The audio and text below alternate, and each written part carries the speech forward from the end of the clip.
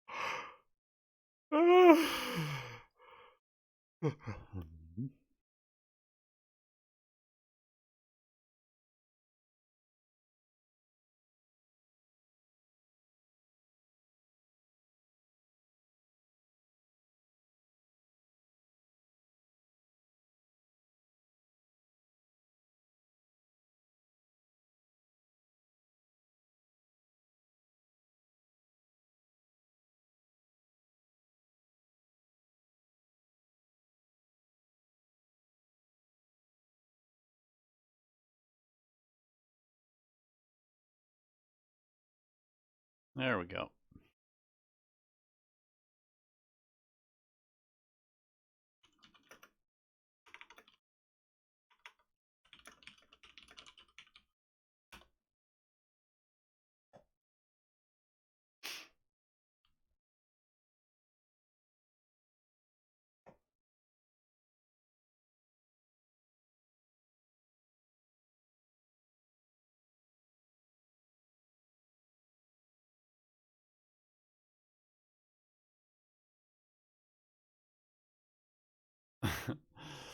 Yeah, got it fixed. Got it fixed finally. Got some weird bug with my computer where I just have to restart it to not lag.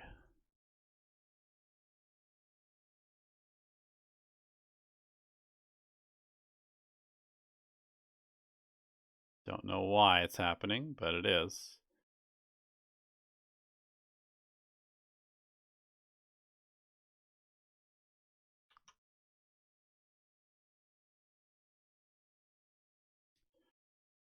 Yeah, I don't know very much about like the inner workings of computers, but basically what's happening is this just started maybe like a month or two ago. Maybe just a month ago, actually. I'm not entirely sure.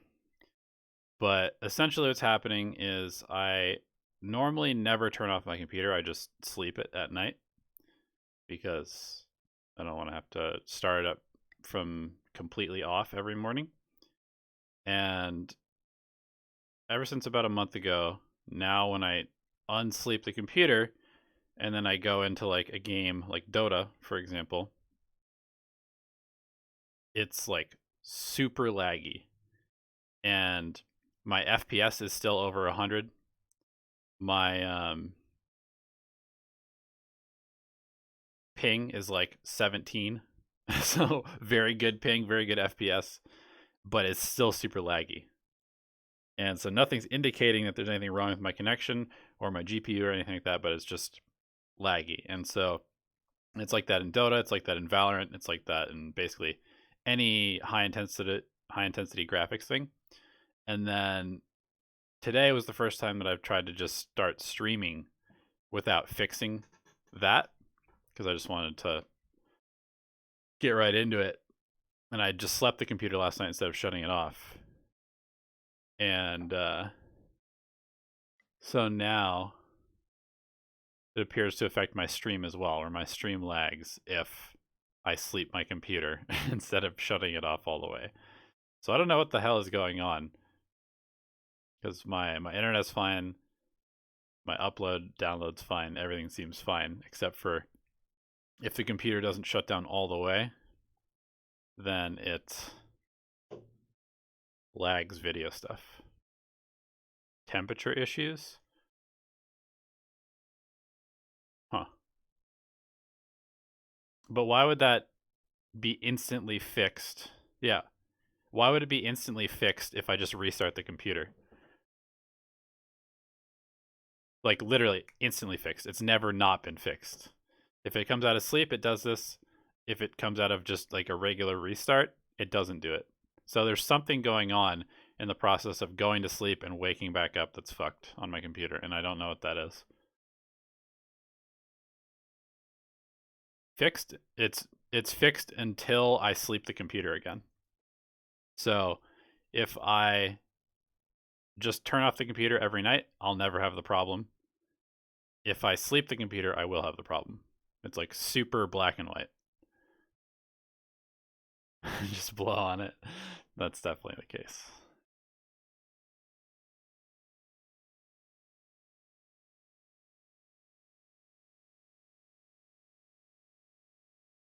Silent crypto miner virus. Maybe, you know, it's interesting. I think it might have actually started when I overclocked my computer. I'm not entirely sure. Maybe it was before. I can't remember.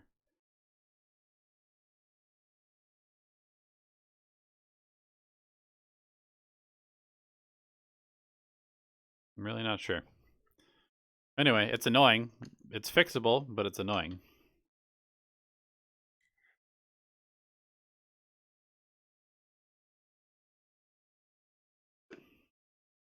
Hentai waifus overcharging the PC. Yeah, that is for sure the problem. How did you know?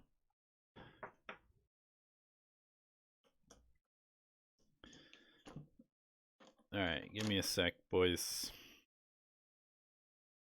What rank am I? I'm Divine 2 at the moment. About halfway to Divine 3.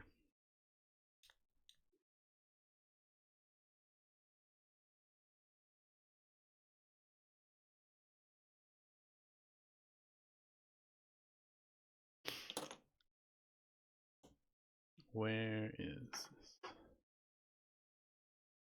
Thank you, Kiro. I'm excited for the future as well, man. There's been a lot of things that I have wanted to do, but I just haven't. And I feel like having a bit of extra freedom is going to be nice for that.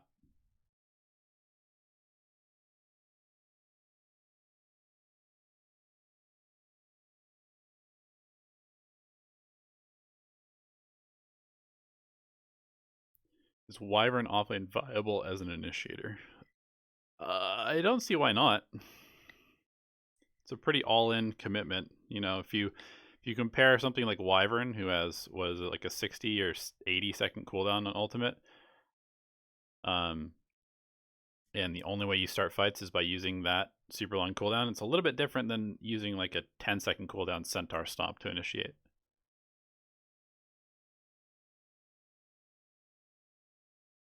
What is better? Versatility versus roll spamming versus hero spamming? What are your goals, right? If you're trying to gain MMR exclusively, then hero spamming is the way to go. If you're trying to learn more about the game, versatility, probably. Roll spamming, probably. Kind of depends.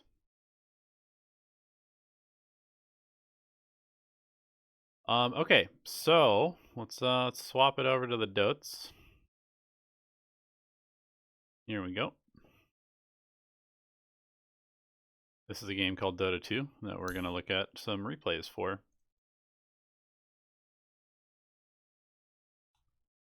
What's the one support that's never really out of the meta?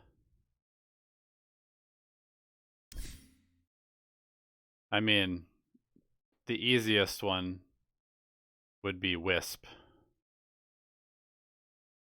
The second easiest is probably Chen. Obelisk, guide me. We're talking like purely competitive, what the pros will always pick. Probably those two.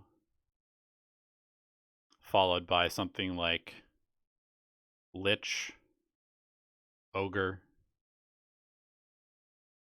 Rubik. You know, these like very consistently stable, everybody seems to have them in their hero pool.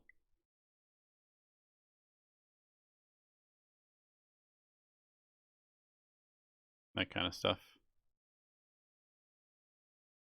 Okay, so let's get into our first replay, which is going to be from DangerZoneCJ, and we're going to be looking at a Safe Lane Void replay.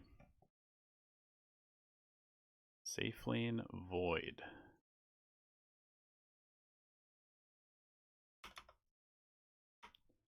Get our timestamps ready. So this is going to be at 17. call it 18 flat. Faceless Void. DangerZoneCJ.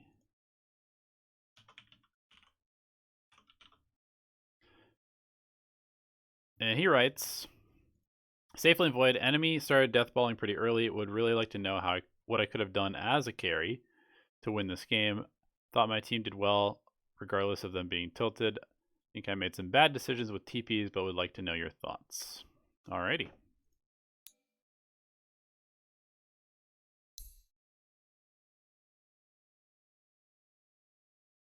Itemization. Okay.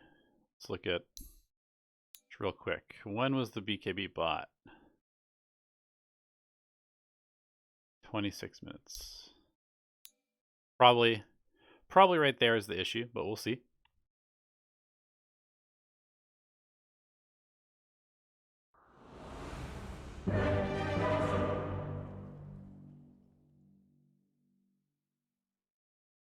Brex to Mercy.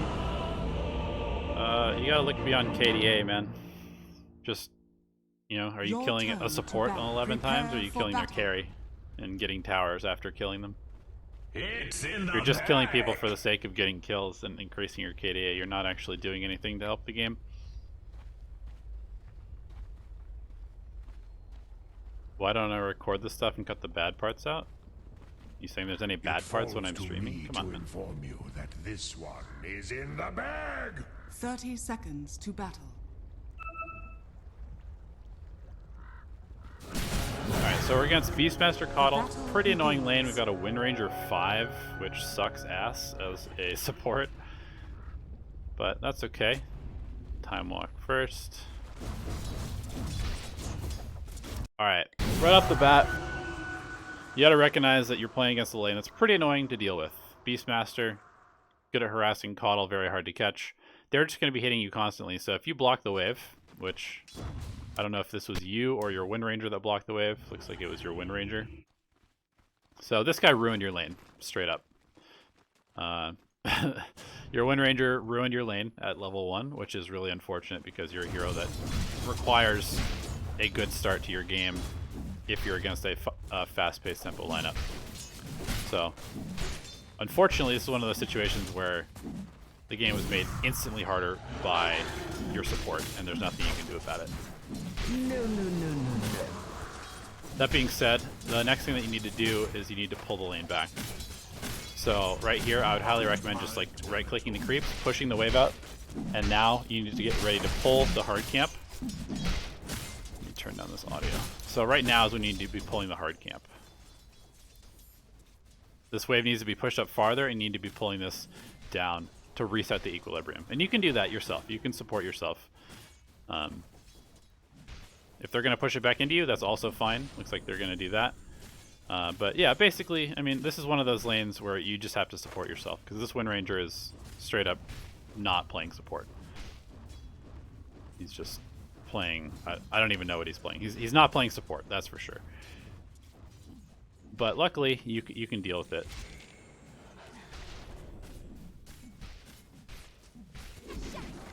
Wraithband, first item that you're sending out, seems fine. I would definitely go ahead and use it. I would probably also send out a stick, because it feels like once you have stick plus the regen that you already have, you probably never need to send out more regen. Once again, we're missing any opportunity to pull. Of course, hard camp has been farmed, so it doesn't respawn there, but you are just playing this lane very far up the whole time, which is obviously going to be a problem. As the lane goes on, you're getting lower and lower in regen. You're going to have to start playing more and more passively.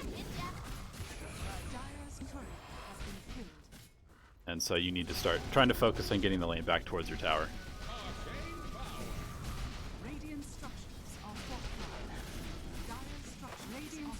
Farming. Item build seems fine thus far.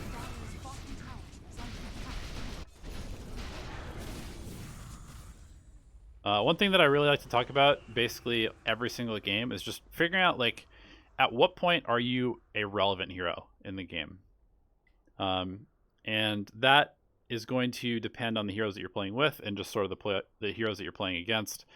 So if you look at their team, if you were to go and participate in a team fight, there's a lot of things that can kill you. If you get roared, if you get X'd, those are all bad. But you do have the ability to dump a lot of damage into Chronosphere because you have an Invoker who is going Exort. So you have reasonably good tools just to use at level 6. And so I would definitely look to get active as your level 6 comes up. The next thing that you want to think about is what is going to allow you to like fully play the game and participate in any fight, which means how do I not die? And the best way to not die is to probably buy a BKB, because Gyrocopter's damage is all magic, Kunkka's damage is all magic, Lich, magic damage, etc. I know there's a Beastmaster who can roar you during BKB, but if you can't die, it's pretty easy to play carry. So I would probably prioritize BKB maybe right after Mask of Madness. That's usually what I've been seeing pro players do, is they'll go for their damage farming item and then they'll go BKB directly afterwards. Because once you have the BKB, then your Chronosphere becomes useful. Then you can take any fight as long as Chronosphere is up, because you can basically just kill anybody. If you're chronoing without BKB, it's very hard to have that effect. But in this game, you probably could anyway, just because you have the Invoker. It's just more important that you are able to like actually carry a team fight eventually, and being able to carry a team fight earlier is going to allow you to not get deathballed on. So let's actually look where things go poorly. Because this seems okay thus far. It's like around now is when things start to go badly.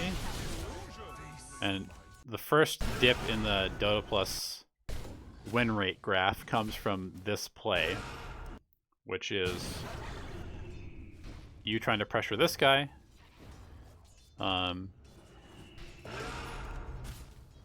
You're just diving very deep. Maybe focusing on hitting him a little bit too much. I know you're trying to pressure him away from the creeps, which is fine, but if you're going to do this, you might as well just chrono him and kill him. I know you don't want to waste the Chronosphere, so you're kind of waiting on it there, but now you're kind of in this weird spot where you're behind tower, you have no vision, you have Chrono up, but you have no support and no way of getting support. You definitely need to just get out of here as quickly as possible. This is just not really respecting the Beastmaster's Hawk vision. But this kind of play, like you wasted about 30-40 seconds in a lane that you were free farming in to go die and get nothing accomplished. So this sort of comes back to the point of like having a plan for the game. You know, at what point am I the strongest hero in the game? At what point can I take fights? If I'm farming, is that good? If I need to fight, is that good? And I would say that definitely in this game, if you're having a great lane like you are, you probably are pretty happy about that. You definitely win if you just farm. If both teams just farm, you guys definitely win because your team fight is just superior with the Invoker, the Black Hole, the Chronosphere. So I think you're, maybe overplaying a little bit. You are very focused on killing this guy, which is fine if you can definitely do it. But remember that once again, if you just farm and they don't pressure you, you probably just win the game.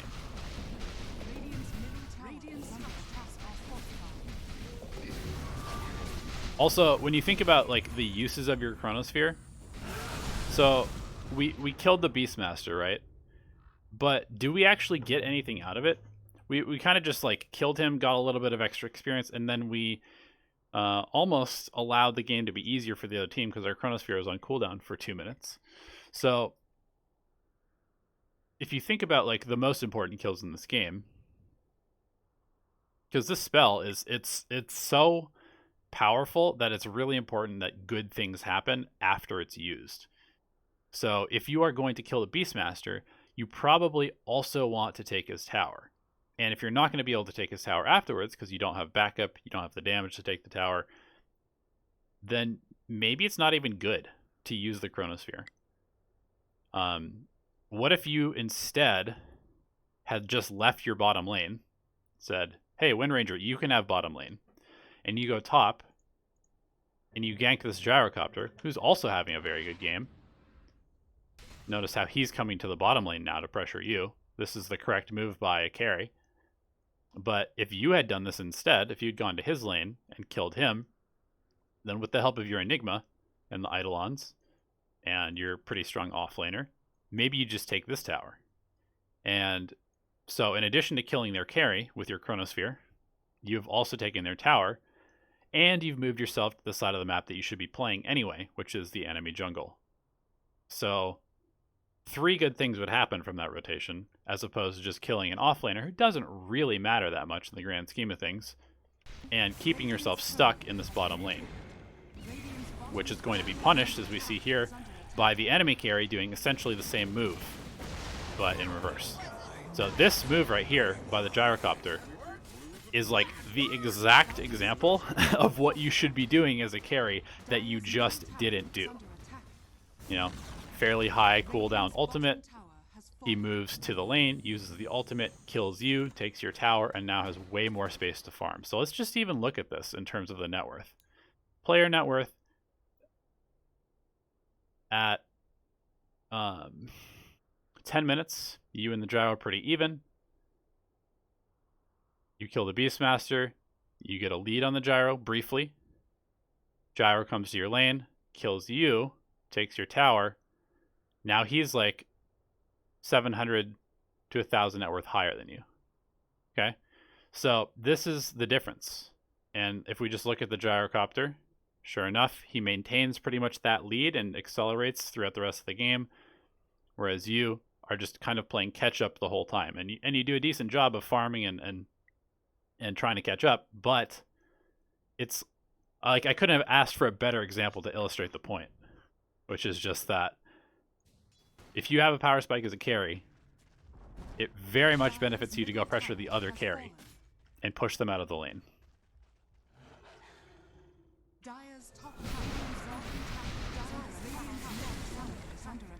Okay, so right here, we come mid with Chronosphere. We've got decent setup, or decent damage around the Chronosphere. However, we don't have enough damage yet, and we get stunned, and it ends up not working out, and we have to play very passively because we're taking tons of magic damage. And once again, it's kind of like a reactive movement of you playing defensively with your Chronosphere, whereas the Gyrocopter is aggressing on your side of the map. So if you guys win this fight, do you actually get anything out of this? There's no mid tower for you to take afterwards. Roshan is potentially viable, but coming here and chronoing mid only defends your tower, doesn't get you anything else. Whereas if Gyro comes and cooldowns and uses his skills here, he has the ability to also take your tower as a result. And aside from that, once you do this once, if you take another fight before BKB, I would say that you are practicing insanity in terms of like doing the same thing over and over and expecting a different result, which is fighting without a BKB, because you just did that. It did not work out very well because you got stunned for half of your Chronosphere duration. And so if you take another fight without BKB, I would hazard a guess that it's not going to go well once again.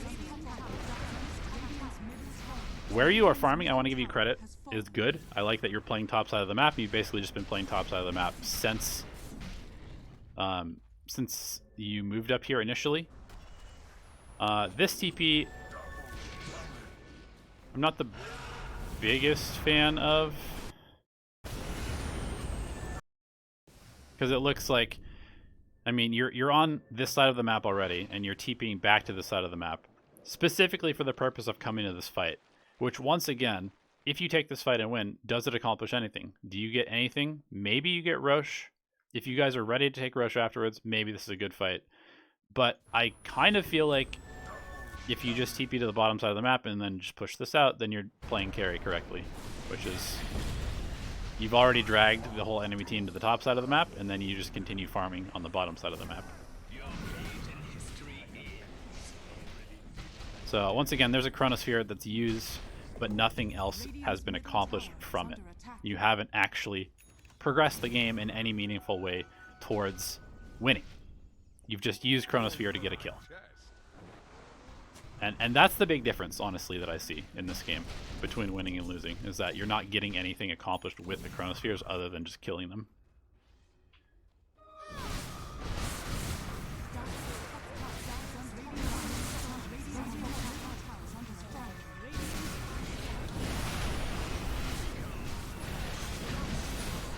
Okay, so that chronosphere ended up getting you rushed. So that's a pretty big deal.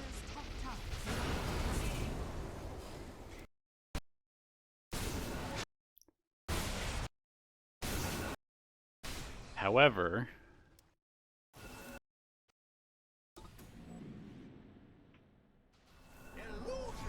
once chrono is used, they don't really feel very scared, and so they just go high ground. I mean, the enemy team is actually playing pretty well. They're abusing the fact that you have this big cooldown that kind of makes or breaks your hero. You know, if you have a BKB at this fight, maybe you are able to participate more, and you are able to stop this from happening. It's certainly possible. I don't know if having a Maelstrom is really going to actually turn the fight, but you know, maybe being able to be alive and stick on a hero would. So I'm just going to come back to the BKB timing a little bit, because it might just be that it's a little bit late, but I wouldn't say it's like the biggest deal. I think that you guys just struggle from the fact that your earlier chronospheres didn't actually accomplish anything other than getting a kill.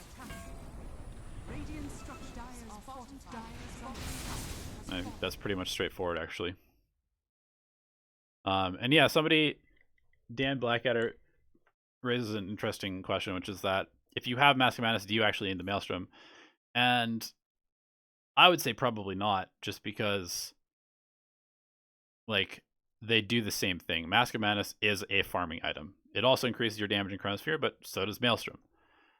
Maelstrom obviously increases your farming speed, but I think you kind of go one or the other, and then you go into the BKB, and then you can go into, you know, Daedalus, Bloodthorn, Satanic, Butterfly, like these kinds of items. And unless you're playing against a hero that, you know, creates illusions like PL, you probably don't need to go the Master Madness and the Mjolnir. It seems a little bit overkill and just slows down your BKB timing too much. But again, I don't actually think that the BKB timing was that big of a deal in this particular game. I think it was more about the fact that your Chronos didn't accomplish anything. All right, let's move on to the next one. Moving on to the next one, which is from Dara, looking at a Drow replay. Drow Ranger.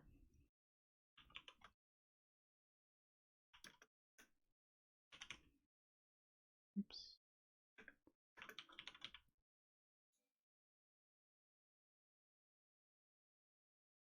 And Dara says, maybe some farming pattern stuff, map movement, and all that jazz. Nothing in particular, really. Go wild and don't spend too much time on me. Didn't really have any good losses this week. All right, fair enough. Fair enough.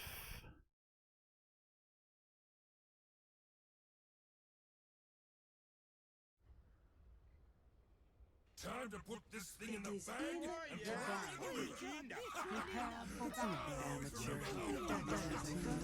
Oh, goody. Drow plus Lion. That sounds like a fantastically useful laning stage duo.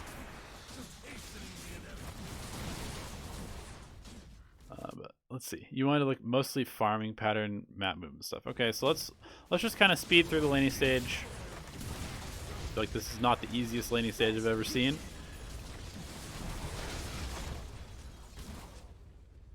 You go for a casual Basilius, which I think is okay. I don't think it's super necessary, but I guess it's okay.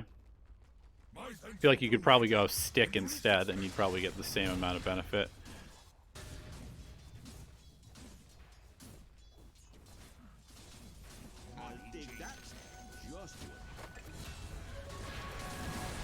Basically, your goal in this lane is just to get level 6, and then you're out. Then you are out of here.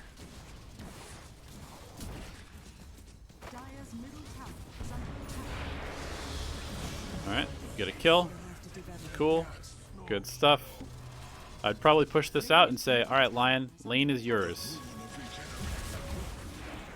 You definitely don't want to play here anymore. You want to be leaving the lane and going to hit Ancients and farming your way into the jungle. You stick in this lane for another like 2 minutes, I think you end up just like completely losing all the momentum that you have. So this is good. And now just farm your way. Perfect. Good. This is good stuff.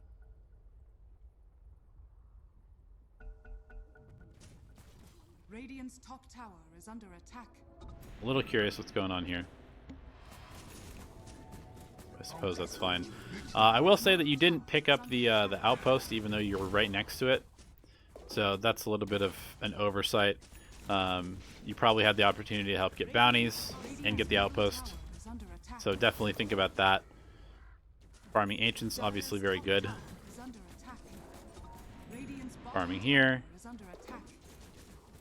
Farming. I would probably farm my way to the top side of the map and try and take that tower now. Because you can play towards your Witch Doctor Magnus. You've got Blink RP. Definitely go to this guy. And you can 100% take this tower. And kind of the same thing that we just talked about in the last replay review, which is make your way to the enemy safe lane, take their tower, expand your map control, and also move yourself to a safer place to play. This bottom side of the map, not fun. You definitely don't want to be fighting in this game, like basically ever in 5-on-5s.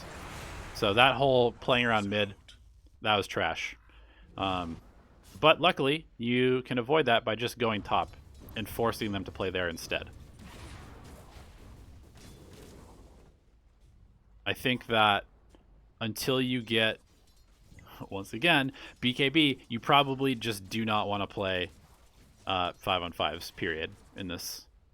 I think that going for a pike is pretty good, although I think I almost just prefer going for Manta style because it allows you to dispel the chains. It allows you to dispel the slow from PA, from Ogre, and it's going to allow you to farm a little bit more efficiently and safely because you can send Manta Illusions down the lane and farm the jungle next to it.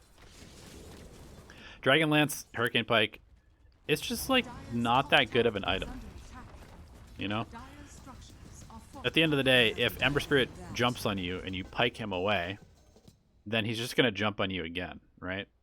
So you're not actually going to get away because he'll remnant to you. You pike him away after he remnants to you.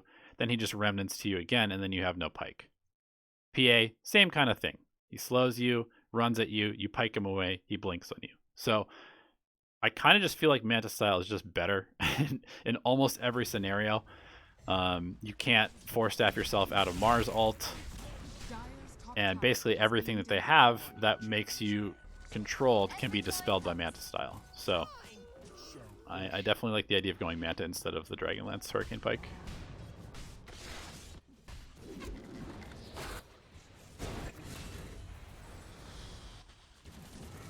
Dire's middle tower is under attack.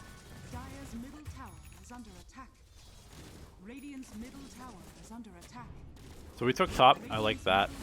I definitely feel like we could make our way mid and take, so like right here.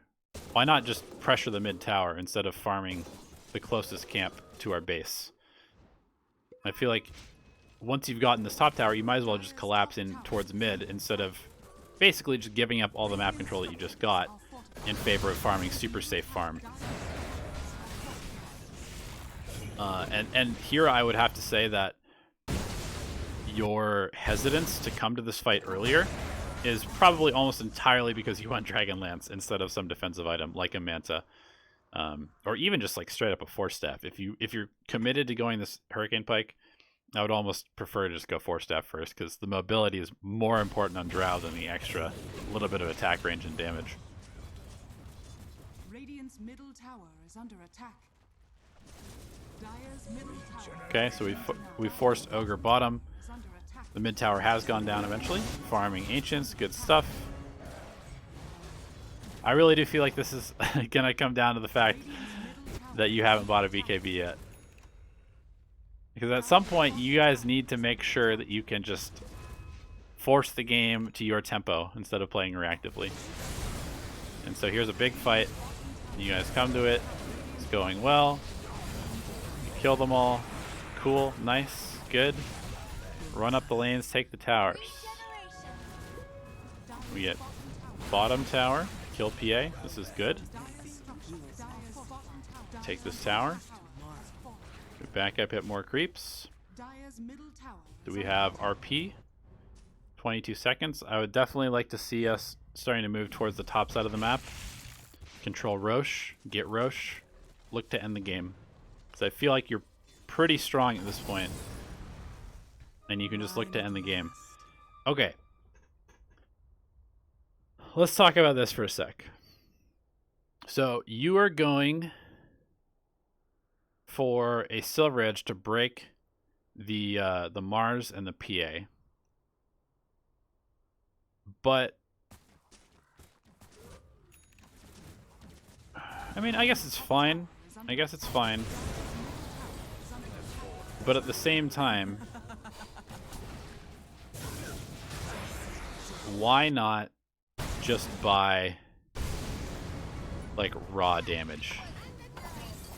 Because your hero is just pure right clicks. Why not just buy like an MKB? If you want to deal with the PA, why not just buy an MKB? I guess the Shadow Blade gives you a little bit more maybe sense of security in terms of being able to maneuver in fights, but I think that if you literally just go Manta, BKB, MKB, then you can just kill everybody. And nobody can kill you. Nobody can stick on top of you. And you're playing this like very almost like solo pick-off style of Drow, while the rest of your team is more based around like grouping up. The other team is trying to fight you as 5. And ultimately, I think you're kind of just missing your timing, because if you play top, you take Roche, you end the game, this PA's Battle Fury never has time to pay off. But now it's starting to pay off, and now it's going to become a problem. Once he gets BKB, I think you actually just lose the game. With gratitude. Especially if you don't have an MKB, because even RP will not kill PA at that point. If he BKBs and gets RP'd, he lives, which sucks.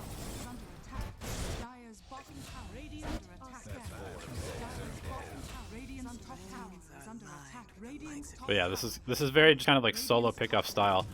Drow is a hero that you really want to just like hit a very, very strong mid-game timing. And that timing, it's almost like Huskar in that sense, where you're playing to be able to get Roche and go high ground in like 20-25 minutes. And that's ridiculously good value. Ridiculously good value in terms of how to play the game successfully. Whereas if you're going for this like solo pickoff, why not just be a solo pickoff hero like Ricky? Why not just be, you know, a Queen of Pain? Why not just be one of these heroes that a Clinks? You're kind of playing Clinks but as Drow, which doesn't make any sense. If you're Drow, you're super good at ending the game at like 25 minutes. So definitely just abuse that timing.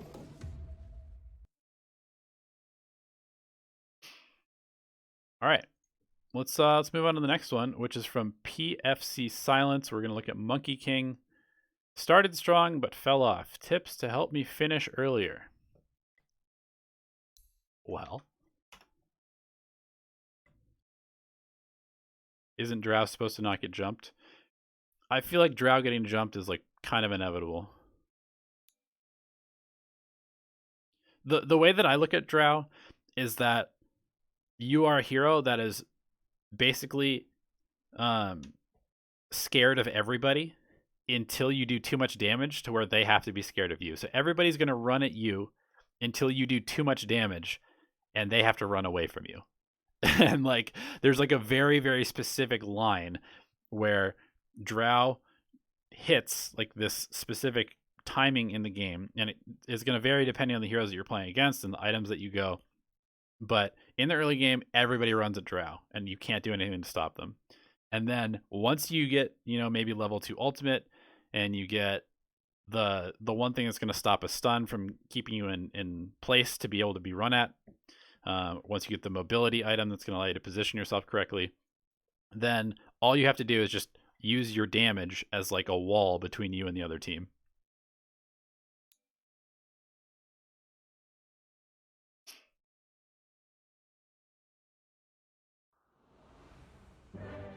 Have I thought about bringing back calling to players involved in replay reviews since it's just one of me now? I haven't really, just because that process like turns the stream from, it basically like doubles the time of the stream. And no offense, but a lot of the time the guests that come on when we have like open calling in like that are just not very good guests. And it's not like they are bad people. It's not like they're not interesting, but not everybody is comfortable talking on stream. And so a lot of times you'll just get people who are nervous, who don't know what they want to say, who are uncomfortable being on stream, but they're doing it because they kind of feel obligated. So it's not really something that I've considered. I don't necessarily like the idea of it, just because I feel like it's a very inefficient way to give people value. I'm always happy for the people that are having the replay reviews to ask me questions during or after the fact. That's completely acceptable, though.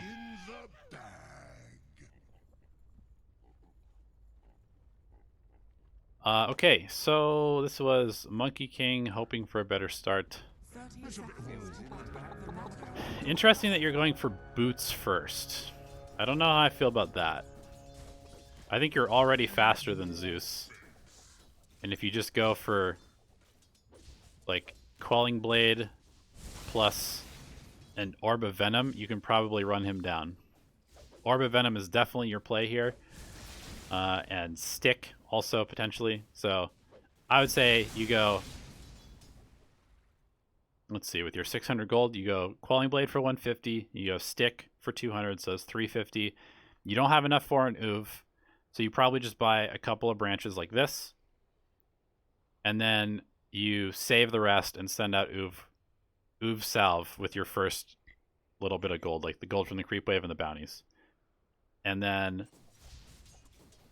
you've got 305 movement speed, and Zeus, how much movement speed does Zeus have? He has 300. So all you have to do is just get on top of him, hit him once with an Uv, and then you can stick on top of him and get your Jingu off. Speaking of which, anytime he goes into the river, you just run at him. You bought the boots for the sole purpose of running at people. So if you're not running at people with the boots, what's the point, right? He came into the river, you let him come up and get a last hit without punishing him at all. You're letting him deny this for no reason. You have to play aggressively, especially against heroes with no escapes. Just run at them. And sometimes it's hard in the mid lane because the creep wave is so close to the tower, and that's why a lot of times you'll see mid laners just like shove the wave.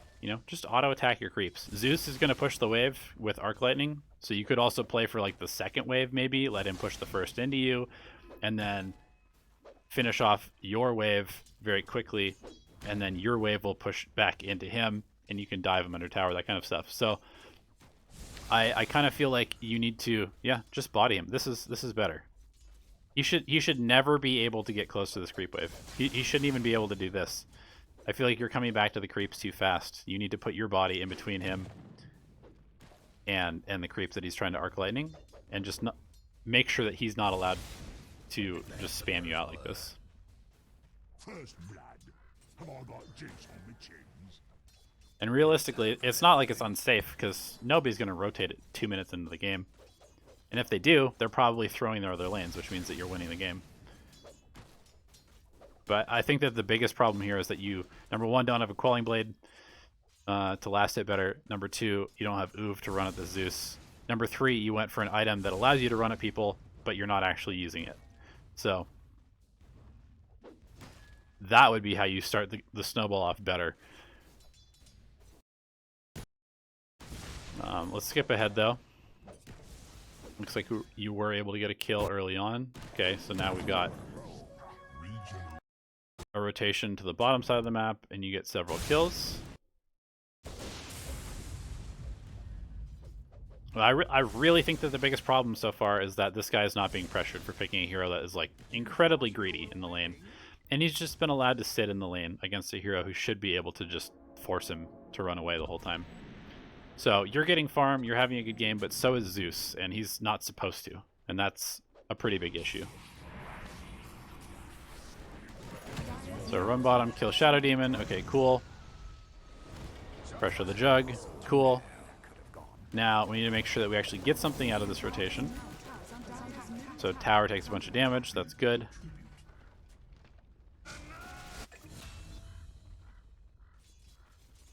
But now we're just kind of running around. I feel like the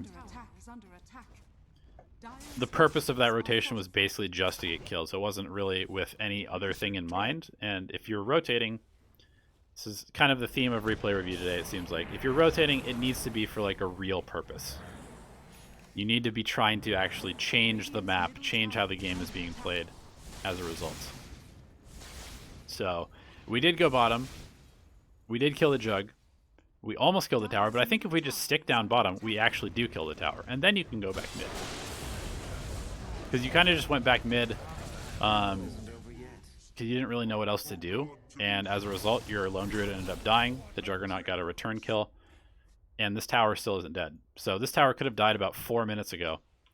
And I'm just going to look at this tower. I like to do this all the time in these replay reviews. Let's look at this tower. How long does this live? Okay, so it lives until about 15 minutes, 1440. Finally gets claimed. That's like 6 minutes of less map control than you should have had. So just keep that in mind. You could have had 2 additional camps, maybe more, because this tower kind of does give you access to the whole jungle. So legitimately, if you take this tower, in addition to the gold that you get from taking the tower, your team probably gets like a 200 or 300 GPM boost. Maybe that's too much, but it could be something similar to that. Okay, so let's go back and look at this. We've got our Echo Saber. We're trying to play super aggressively. This seems pretty insane to me, considering how far away your team is, considering that they're all showing in other lanes. This is seemingly you just kind of going for kills. And I think that what this says to me is that you don't really understand, like, what having a lead does for you. Having a lead allows you to kind of, like, choose where the enemy team can play. And I understand that you're trying to like take your lead and pressure this Juggernaut out of farming, but you're doing it in a way that's like incredibly risky and incredibly difficult, where you're basically saying like, hey, I'm going to try and take over the entire map by myself 15 minutes into the game as a level 11 Monkey King with no BKB and 1600 health. So, you know, if you were like level 30 and you were unkillable, this would be a completely different story, right? Because you actually are scary, but you're still killable. You can still get bursted. You can still, you know, even lose 1v1s potentially if this guy just Omni Slashes you. You don't know. But what you can't do is lose team fights with your team, because you are much stronger than most of the other heroes in this game at this moment in the context of a 5-on-5 because of Wukongs, because you do a lot of damage.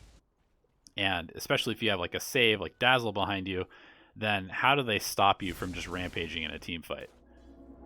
So I appreciate the aggression of trying to like rampage around and pressure them, but I feel like if you just do it with your team in a little bit less of a crazy way, you take this advantage that you have and you apply it a lot more effectively than just trying to like 1v5 them.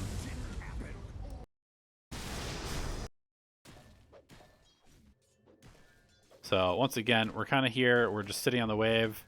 Our whole team is showing bottom. This is very important. If you are a core player, if you're just a Dota player, you have to pay attention to where your team is, because if there are multiple heroes showing on the map on your team, because they're on a creep wave farming together, they're, you know, hitting a tower or something like that, and you are in a dangerous place like you are right now, you're very far up, it's basically committing suicide. It's painting a huge target on yourself and being like, hey, look how far out of position I am. Because they know where these heroes are. They just saw all three of them hitting bottom. So at the very most, there is an ogre with you. And there is, but 2 heroes versus a potential 5 heroes, not a very good matchup for you.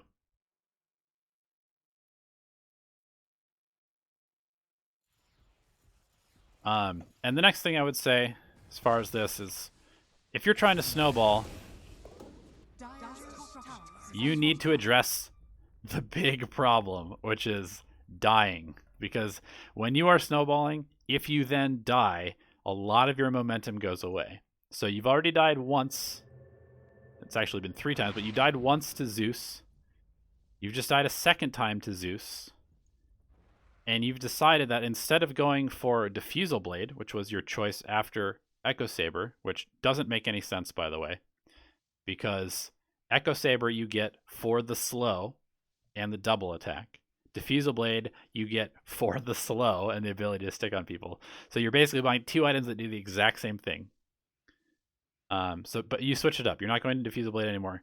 You're going for Shadow Blade against a Zeus. There's a lot of problems with that. You're not dying because you can't run away invisible. You're dying because you're taking like 2,000 magic damage in a 2-second period. Okay? Look at this. You actually just lost 80% of your health. Oh, are you dead? You're dead. Okay. 3 deaths in a row. 3 deaths in a row to Zeus. At this point, if you don't queue up a BKB, then you're literally throwing the game. And there's no other way to put that. Okay, so you commit for their Shadow Blade. Honestly, I'm just going to end the replay there because it's just like insane to die to magic damage 3 times in a row and not buy a BKB.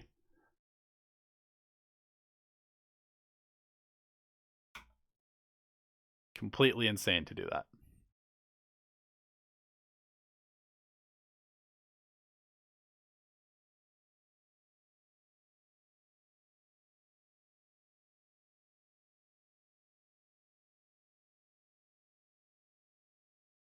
Okay, let's see. What is the next one?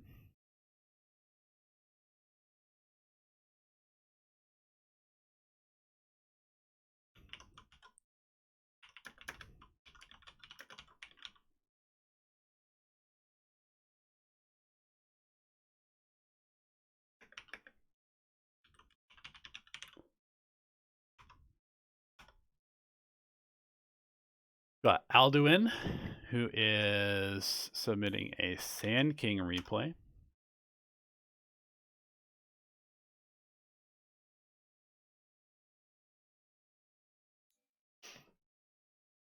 What's up, Liam Lim? How are you? How goes my own personal MMR grind? It's going all right. I haven't been playing a whole lot of Dota recently. I've been kind of busy. And also just trying to take it easy because I was playing a lot and it wasn't fun. So now I'm playing less and I'm enjoying it more.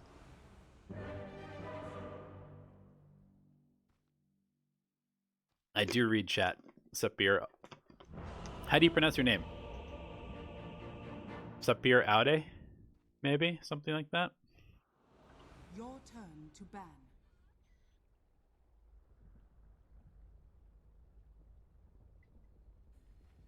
It's in the bag. Prepare for battle. Where's Jenkins? He's still on YouTube, bro. Go tune into his channel. Alright, let's see. So, this is going to start at 1 minute. For 1 hour, 3 minutes. This is Sand King from Alduin.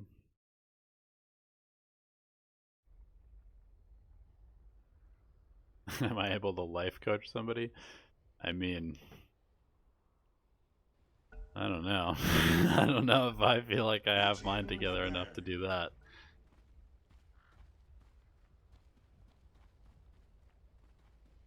Congratulations, friend. 30 seconds to battle. I definitely think that playing less Dota generally is higher quality Dota.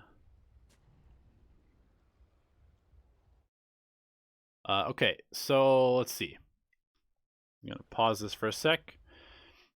Alduin says, winning replay, but playing from behind. Quite a close game. Firstly, opinions on mid Sand King and Sand King as a hero right now.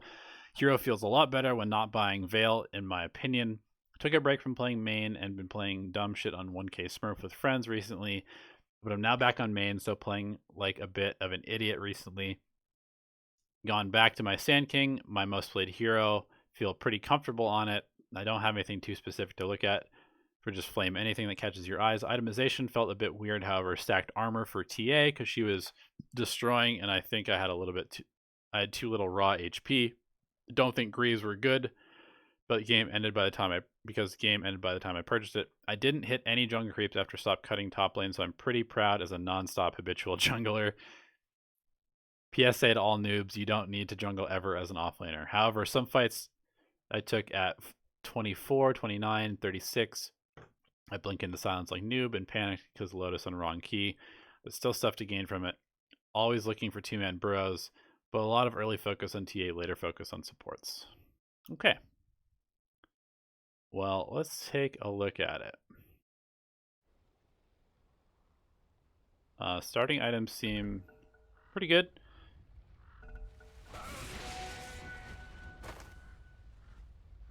Contract complete. Just going to be last hitting early on. Wait for Sandstorm next. Definitely consider buying.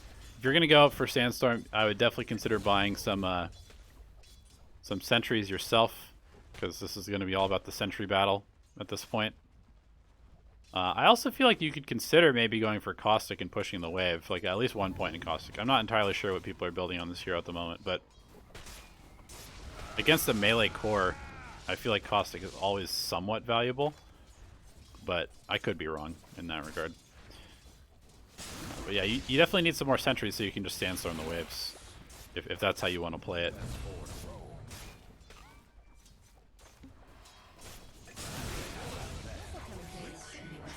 Okay, so let's go back and look at how you die here.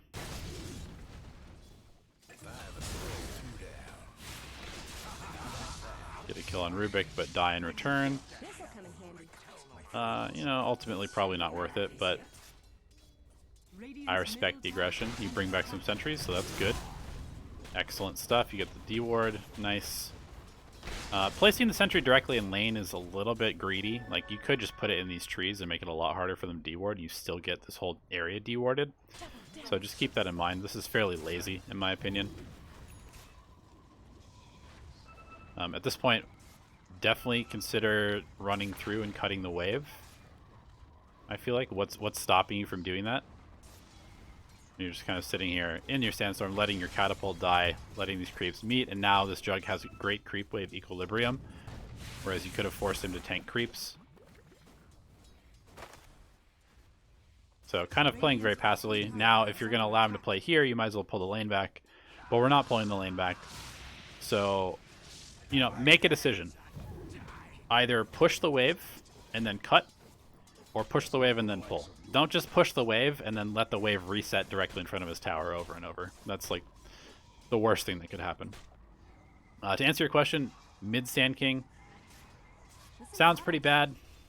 I don't really know why you would want to do that. I feel like you get owned by a lot of the popular mid heroes. Might as well just play it offlaner 4, if anything. The hero itself at the moment, it's probably okay.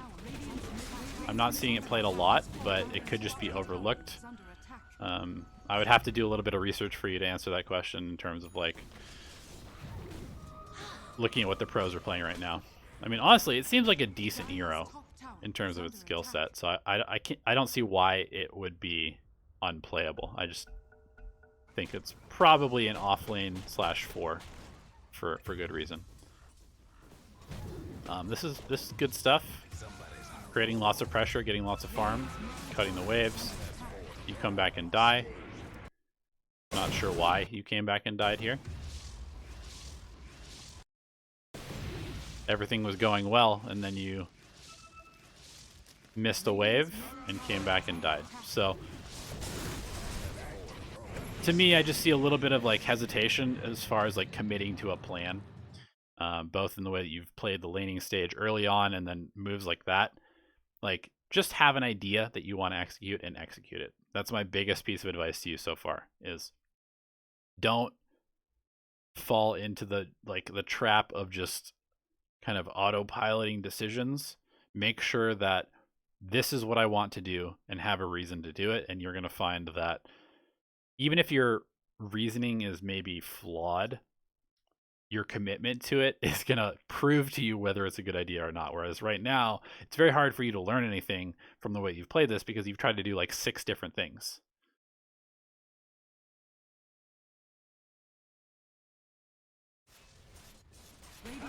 It's kind of like the idea behind hero spamming. If you're playing 50 different heroes every month, you're not really actually getting better.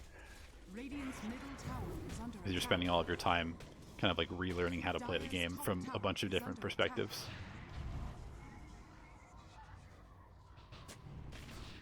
I actually want to go back and look at when you lost your mid tower. Because Sand King is a tower holding hero. So right here,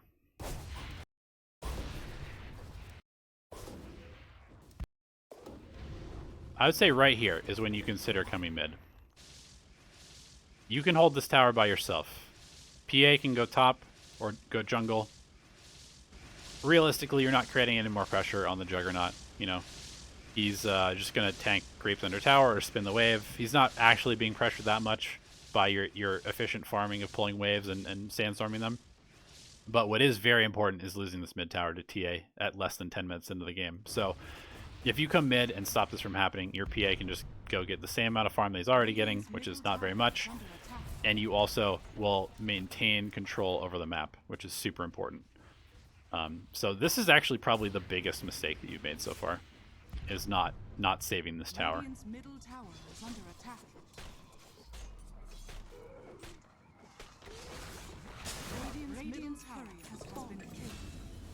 Yeah, that's a big deal, because now PA is so free to do whatever she wants.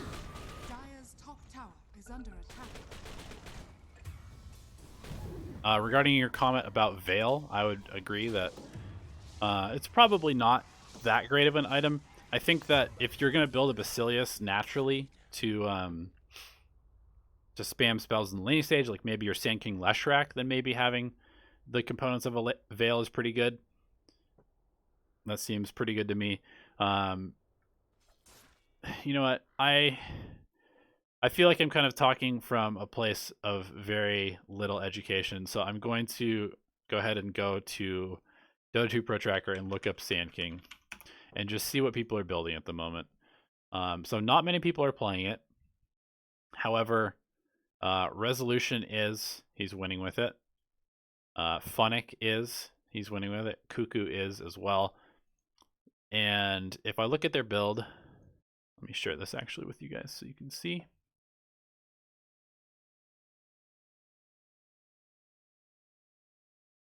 Cool.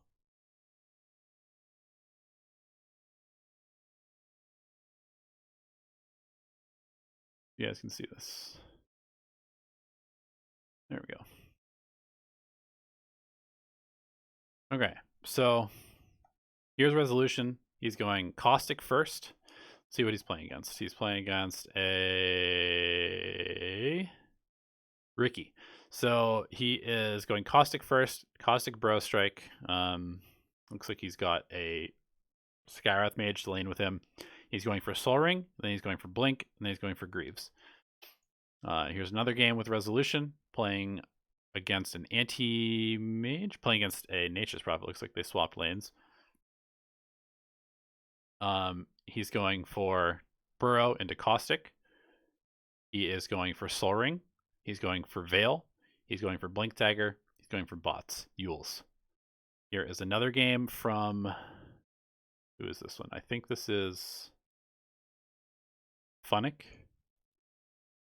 And he's going for Burrow Strike, Caustic, and then Sandstorm Max. And he goes for Boots, Blink, Yules, Meteor Hammer. Not sure if the Meteor Hammer is a meme or what. Here's another one. Sandstorm, Burrow, 1 point in Caustic to push. Sandstorm Max going for Tranquils, Blink, Veil, Yules.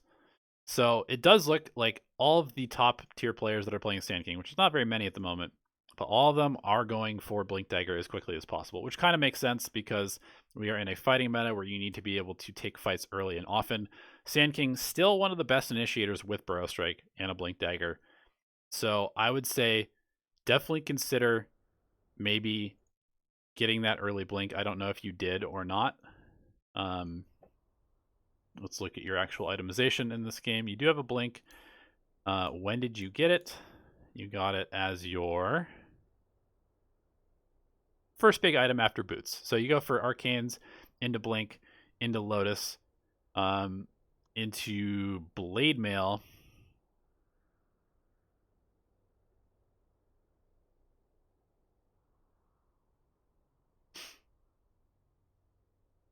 Let me think for a sec.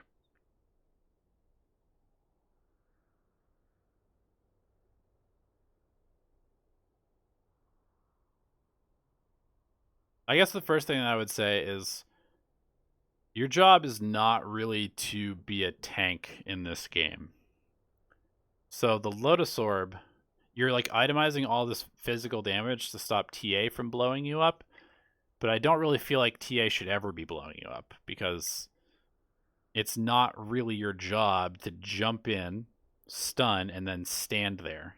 Like, you should be pretty elusive. You should be able to blink in, stun somebody, and then get out, and then blink back in, stun somebody, get out. I kind of feel like I like the idea of Force Staff in this game. I definitely like Yule's Scepter. I don't really feel like you itemizing to take a bunch of damage from TA is the correct play. You know, Yule's counters out Jug's Omni Slash, Force Staff counters Night Stalker's Silence.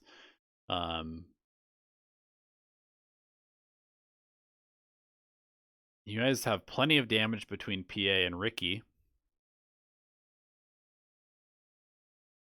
Just more utility probably seems pretty good. Like, so, you know, Force, I don't hate going for Halberd. Super good against TA and Night Stalker and Jug. I don't hate going for, you know, I think the Greaves is fine. Although it doesn't really dispel the silences that they have. It doesn't actually dispel a whole lot, so it might not be that important. I kind of do like the idea of like the Tranquils to be able to move around very fast, because your Lion and your Crystal Maiden are not going to be that mobile, and they're not going to be very good at setting up for your 2-kill heroes. But you are if you're very fast. So I would say maybe Boots or Boots Travel or Tranquils makes a lot of sense this game, to be able to be very mobile, setting up your killing heroes, and then, yeah, just set them up and get out. Set them up, get out, like over and over and over. Don't just set them up and then just like stand there and get killed by TA over and over.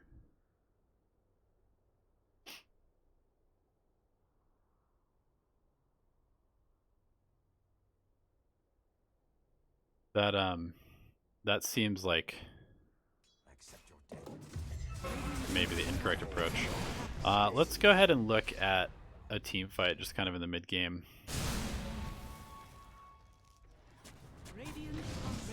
I'm actually kind of curious whether you get any real value out of this Lotus Orb. Okay. So just some missed spells. Kind of just sandstorming around. team is carrying. Feels good.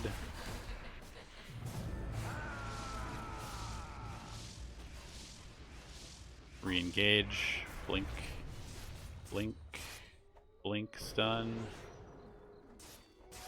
Nope. Okay.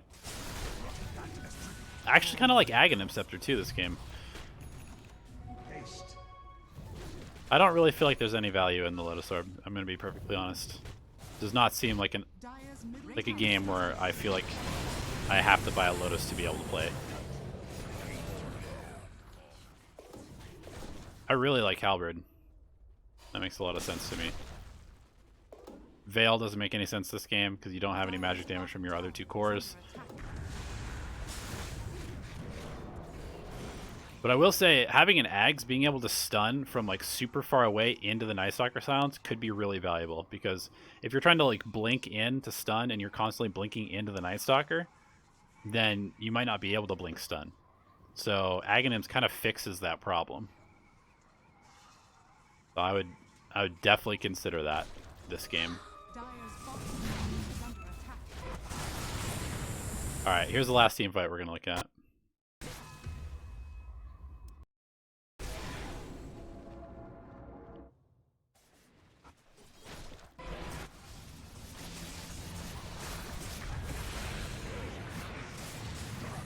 Okay, we stun Jug. Cool. And then we instantly die to TA. So Lotus Orb essentially does nothing, right? Here it is. Here's the evidence.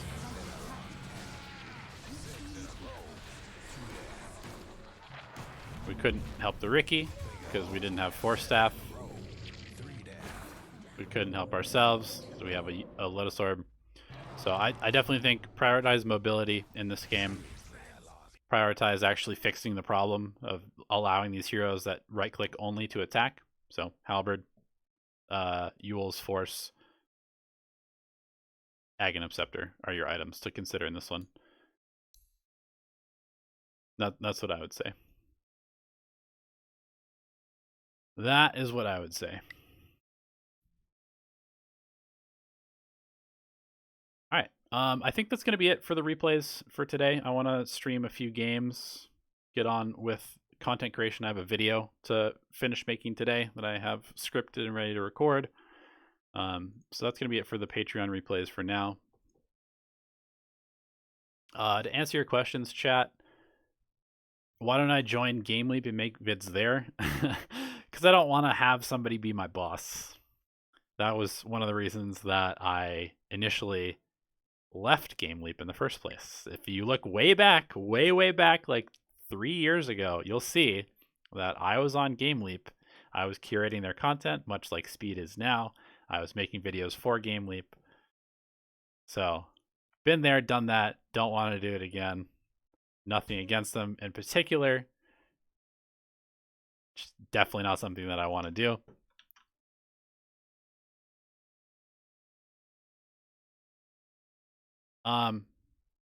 So I'm going to go stream a couple of solo queue games, boys. If you want to tune in, here is my Twitch. I'll be live in just a little bit, 5 minutes probably.